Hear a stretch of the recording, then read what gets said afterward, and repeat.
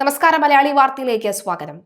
അല്ല, നമ്മൾ ജനങ്ങൾ വിഡ്ഢികളാണ് എന്ന് പലപ്പോഴും തോന്നിപ്പിക്കുന്ന പലതരത്തിലുള്ള സംഭവവികാസങ്ങൾ നടക്കുമെങ്കിലും ഏറ്റവും കൂടുതൽ നമുക്ക് വ്യക്തമാകുന്ന നിയമസഭയിലെ ചില നീക്കങ്ങളും നടപടികളും കാണുമ്പോഴാണ്.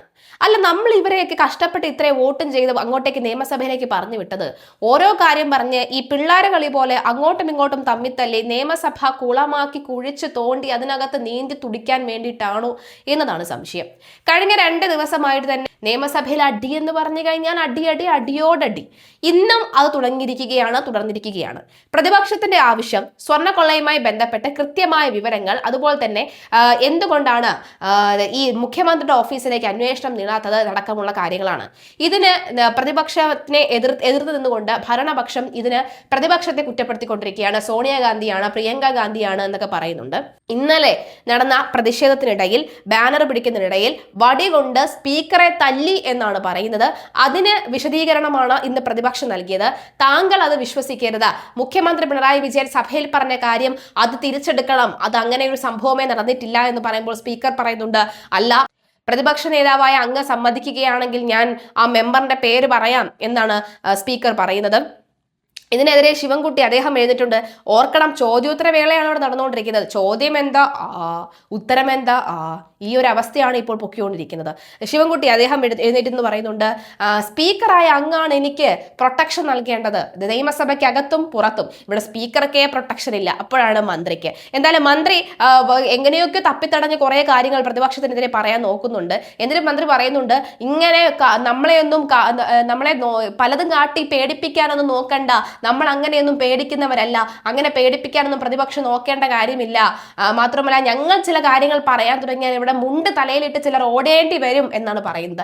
ഇവരുടെ ഗട്ട്സ് ആണ് എനിക്ക് മനസ്സിലാവാത്തത്. ഇത്രയും പാർട്ടി നേതാക്കന്മാർ ഇപ്പോൾ സ്വർണ്ണക്കൊള്ളയുമായി ബന്ധപ്പെട്ട് അകത്ത് കിടന്നിട്ടും നമുക്കൊന്നും സംഭവിച്ചിട്ടില്ലേ എന്നുള്ള മട്ടിൽ അത് പ്രതിപക്ഷത്തിന് തലയിൽ കെട്ടിവെക്കാൻ നോക്കുന്ന, ഇപ്പോൾ പ്രതിപക്ഷ ഭാഗത്ത് നിന്നും ഏതെങ്കിലും തരത്തിൽ അവരും ഈ പറഞ്ഞതുപോലെ തന്നെ സ്വർണ്ണക്കൊള്ളയിൽ പങ്കാളികളാണെങ്കിൽ അവർക്കും കിട്ടേണ്ടതുണ്ട്, അത് വേറെ കാര്യം.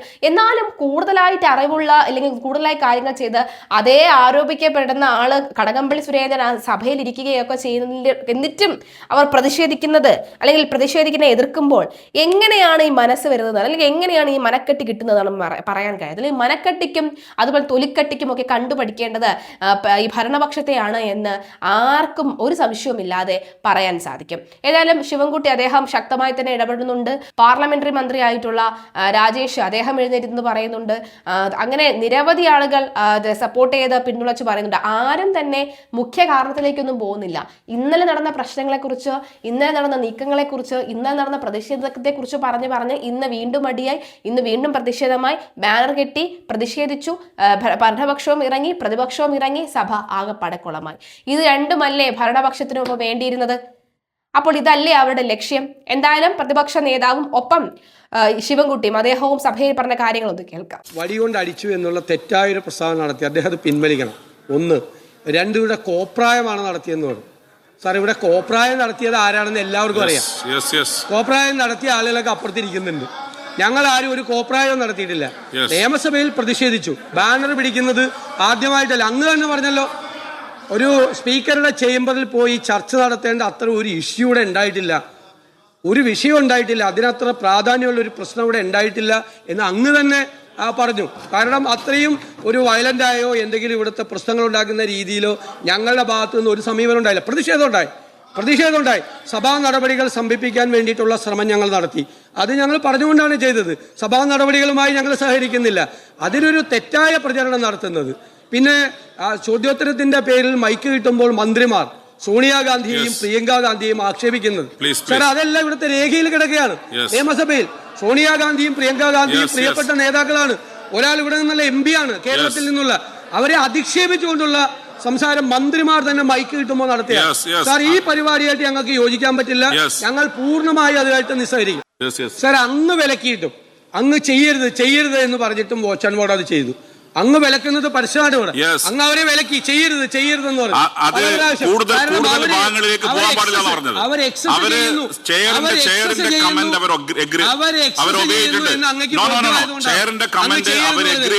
ചെയർ പറയുന്നതനുസരിച്ച് പെരുമാറിയിട്ടുണ്ട്.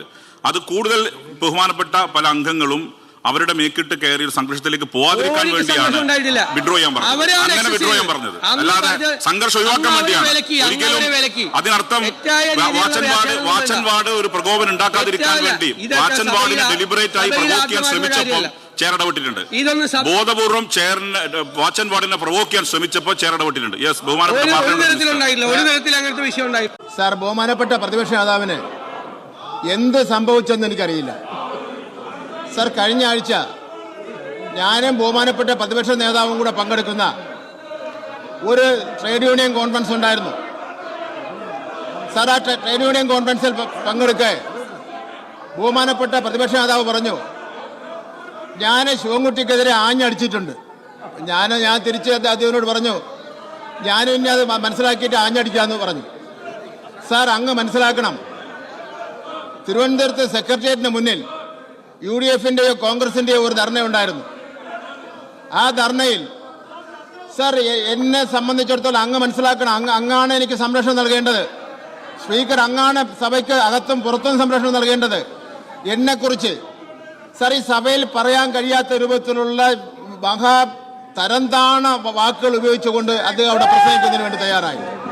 സാർ, ഞങ്ങൾ ഇവിടെ ഈ സഭയിലിരിക്കുന്ന ഏതെങ്കിലും മന്ത്രിമാർ ബഹുമാനപ്പെട്ട പ്രതിപക്ഷ നേതാവിനെ സംബന്ധിച്ചിടത്തോളം, ഉപനേതാവ് കുഞ്ഞാലിക്കുട്ടി സാറിനെ സംബന്ധിച്ചിടത്തോളം, ജോസഫ് സാറിനെ സംബന്ധിച്ചിടത്തോളം എന്തെങ്കിലും ഒരു ബുദ്ധിമുട്ടുണ്ടാകുന്ന വാക്ക് ഉപയോഗിച്ചിട്ടുണ്ട്. സാർ, എന്ന ശേഷം ബഹുമാനപ്പെട്ട പ്രതിപക്ഷ നേതാവ് ഈ സഭയിൽ വന്ന് കള്ളം പറഞ്ഞു, പച്ചക്കള്ളം പറഞ്ഞു. ഞാൻ അങ്ങനെയൊന്നും ഒരു വാക്ക് ഉപയോഗിച്ചില്ല എന്ന് പിന്നെ കള്ളം പറഞ്ഞു.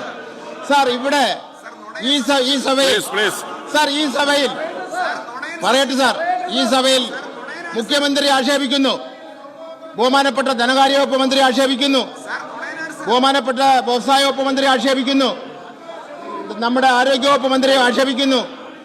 എല്ലാവരോടും പുച്ഛമാണ് സാർ പ്രതിപക്ഷ നേതാവിന്. എല്ലാവരോടും സാർ, തീർന്നല്ലോ സാർ.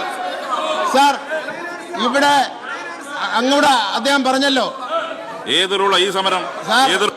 സാർ, ഇത് ഒരു റൂളും വേണ്ട സംസാരിക്കാൻ, വേറെ റൂളെന്താ കാര്യം പറയുന്നതിനുണ്ട്.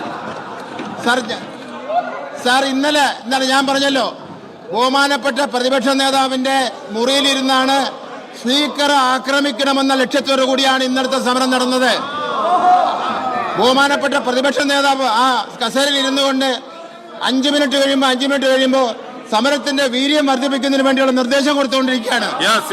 സാർ, ഇത് അദ്ദേഹത്തിന്റെ അഭിപ്രായമില്ല, ഏതാവൊരു കനകോലു പ്ലാൻ ചെയ്ത് കൊടുത്ത സമരമാണ് സാർ ഇത്.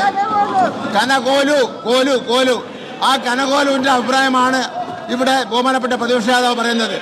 അദ്ദേഹം പറയാ ഇന്നലെ സ്പീക്കറുടെ ചേംബറിലേക്ക് ചാടിക്കയറി അങ്ങേ ആക്രമിക്കാമെന്ന കാര്യങ്ങളെല്ലാം ശരിയാണെന്നാണ് അദ്ദേഹം പറയുന്നത്. സ്റ്റാഫിനെ സെക്യൂരിറ്റി ആക്രമിച്ച ശരിയാണെന്നാണ് അദ്ദേഹം പറയുന്നത്. ബഹുമാനപ്പെട്ട മുഖ്യമന്ത്രി പറഞ്ഞത് അദ്ദേഹം എതിർപ്പ് രേഖപ്പെടുത്തുകയാണ്. അങ്ങനെ എല്ലാ തോന്നിവാസങ്ങളെയും ന്യായീകരിക്കുന്ന ഒരു വ്യക്തിത്വത്തിന്റെ ഉടമയായി പ്രതിപക്ഷ നേതാവ് മാറിയിരിക്കുന്നു എന്നുള്ള കാര്യം പിന്നെ ഒരു കാര്യമുണ്ട് സാർ, ഒരു കാര്യം കൂടെ സാർ, ചോദ്യോത്തരങ്ങൾ നടക്കണം പ്ലീസ്. ഇവിടെ പ്രതിപക്ഷ നേതാവ് കഴിഞ്ഞ 2ാം പിണറായി ഗവൺമെന്റ് വന്നതിന് മുമ്പ് സാർ, 1ാം പിണറായി ഗവൺമെന്റ് കഴിഞ്ഞ് 2ാം പിണറായി ഗവൺമെന്റ് വന്ന അവസരത്തിൽ തെരഞ്ഞെടുപ്പ് കഴിഞ്ഞ ഉടനെ തന്നെ ഇവരെല്ലാം വകുപ്പ് തിരിച്ച് മന്ത്രിമാർക്ക് ഓരോ മന്ത്രിമാർക്ക് വകുപ്പ് തിരിച്ച്. ബഹുമാനപ്പെട്ട മിനിസ്റ്റർ പ്ലീസ്. സാർ, ഒരു കാര്യം കൂടെ അങ്ങ് മനസ്സിലാക്കാൻ പറയാണ്, കഴിഞ്ഞ 2ാം ഗവൺമെന്റ് വന്നപ്പോൾ വകുപ്പ് തിരിച്ച് ഒരാൾക്ക് മന്ത്രിയാവാൻ വേണ്ടി പറ്റില്ല.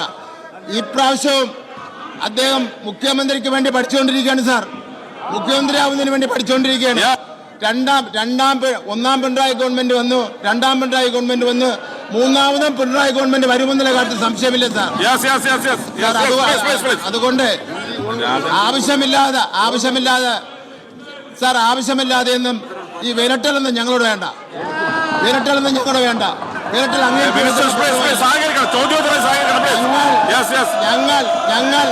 ഞങ്ങൾ ചില കാര്യങ്ങൾ കൂടി ഇവിടെ പറഞ്ഞാൽ പലരും മുണ്ട് തലയിലിട്ടുണ്ട് ഇവിടുന്ന് പോവേണ്ടി വരുമെന്നുള്ള കാര്യത്തിൽ തർക്കമില്ല എന്നുള്ള കാരണം ഞങ്ങൾ പല കാര്യങ്ങളും സാർ. എന്തായാലും ശിവൻകുട്ടി പറഞ്ഞ് അവസാനം നിർത്തില്ല എന്ന് കണ്ടപ്പോൾ സ്പീക്കർ തന്നെ അത് ഓഫ് ചെയ്തു. ഇതിന് സ്പീക്കർ പറയുന്നുണ്ട് നിർത്തൂ, മതി എന്ന് പറയുമ്പോൾ ബാക്കിൽ നിന്നൊക്കെ MLA-മാർ വിളിച്ച് പറയുന്നുണ്ട് ഒന്ന് പറഞ്ഞു തീർക്കട്ടെ സാർ, ഒന്ന് അടങ്ങ് സാർ, പറഞ്ഞു തീർക്കട്ടെ സാർ എന്ന്. ഒടുവിൽ ഗതികെട്ട് ശിവൻകുട്ടിയുടെ മൈക്ക് ഓഫ് ചെയ്യേണ്ടി വന്നു സ്പീക്കർക്ക്. എന്തായാലും വളരെ ദേഷ്യത്തോടു കൂടി അദ്ദേഹം ശുഭിതനായൊക്കെ തന്നെ ആ സീറ്റിൽ ഇരിക്കുന്നതാണ് പിന്നീട് നമുക്ക് കാണാൻ സാധിച്ചത്.